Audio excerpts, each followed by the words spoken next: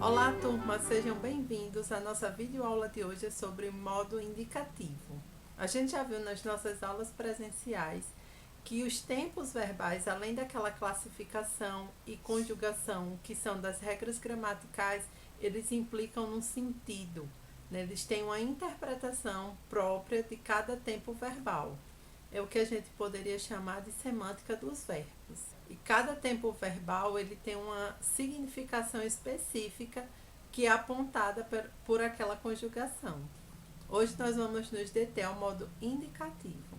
O modo indicativo expressa sentido de certeza à ação, ao estado ou ao fenômeno natural que é apontado por aquele verbo.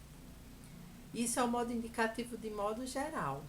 Mas vamos ver o modo indicativo referente a três tempos verbais. O primeiro deles é o presente. O presente do indicativo é muitas vezes conhecido como simplesmente presente. É a forma que a gente usa para indicar aquela ação que está sendo realizada no momento em que eu estou falando. É a ação do agora. Ou seja, o presente do indicativo aponta uma ação que é realizada no momento da fala. Vamos ver aqui uma tabela de conjugação para a gente ter uma exemplificação. No caso do verbo estudar. Eu estudo, tu estudas, ele estuda, nós estudamos, vós estudais, eles estudam. Aqui nós temos duas das conjugações que não são tão empregadas, que é a da segunda pessoa do singular e do plural. No caso, o tu e o vós. Lembrando que o você, que é o uso que a gente dá à segunda pessoa, tem uma conjugação verbal diferente do tu. A conjugação verbal do você é a mesma do ele. Isso porque o você era um pronome de tratamento e por isso ele era conjugado na terceira pessoa. Até que pelas variações linguísticas, ele acabou assumindo o lugar do tu, do você, na hora em que a gente fala. Por isso é preciso estar atento. Se estamos usando a segunda pessoa tratando por tu, devemos usar a conjugação da segunda pessoa. Mas se estamos tratando por você, a conjugação do você fica dentro da terceira, embora ele seja a segunda pessoa no discurso. Parece confuso, mas é algo que a gente usa naturalmente na nossa fala. Agora vamos pensar um indicativo a partir de outro tempo verbal. O pretérito perfeito do indicativo, que é o que a gente normalmente chama de passado. Ele indica uma ação verbal que se iniciou e se concluiu em um momento passado, em um momento anterior à fala. É o passado que nós mais conhecemos, porque existem outras formas de conjugação verbal para indicar uma ação anterior. No caso aqui do nosso exemplo, no verbo estudar, ele apresenta a seguinte conjugação: eu estudei, tu estudastes, ele estudou, nós estudamos, vós estudastes, eles estudaram. Aquela mesma regra em relação às segundas pessoas, tanto do plural e do singular, se aplicam aqui também. Na verdade, elas se aplicam a todos os verbos. Então, temos o pretérito perfeito do indicativo, como o nosso corriqueiro passado que a gente usa cotidianamente. Ele é chamado pretérito porque é assim que nos referimos na gramática a todas as formas verbais no passado, e ele é considerado perfeito, pois sua ação se iniciou e se concluiu no passado, ou seja, toda ação está dentro do passado, diferentemente do pretérito que a gente vai ver agora, que é o pretérito imperfeito do indicativo. Também é uma das formas verbais que a gente mais usa ao falar e aponta uma ação que se iniciou no passado, mas que foi concluída no presente.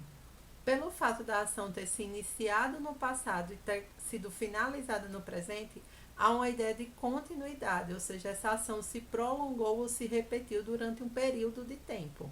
Esse é o sentido, ou essa é a valoração semântica que a gente emprega a essa conjugação. Seguindo o nosso verbo de exemplo, no caso de estudar, a conjugação seria: eu estudava, tu estudavas, ele estudava, nós estudávamos, vós estudavas, eles estudavam. Ou seja, se a gente olha para esse verbo, a gente tem uma noção de continuidade. É diferente do caso eu estudei. Parece uma única ação realizada em um ponto do passado. Mas quando eu digo que eu estudava, há uma ideia de continuidade, de repetição, que isso não aconteceu só uma vez, isso aconteceu mais vezes. Por isso, esse pretérito é considerado pretérito imperfeito. Mas nos dois casos, a forma é indicativa, o modo é indicativo, pois há uma certeza quanto à ação que foi realizada. Não há nenhuma conotação, nenhum sentido de dúvida em relação ao que está sendo expresso. Quando eu digo que eu estudei ou que eu estudava, há certeza no que eu estou dizendo. Está claro que aquela ação foi realizada. Quanto às conjugações verbais de outras terminações, a gente aqui viu o exemplo no caso de verbos terminados em AR, mas ainda os de ER, que é a segunda conjugação, e IR, a terceira conjugação. É algo fácil e simples de estudar, pois na internet encontramos várias tabelas, ou mesmo no seu próprio livro deve ter as tabelas de conjugação.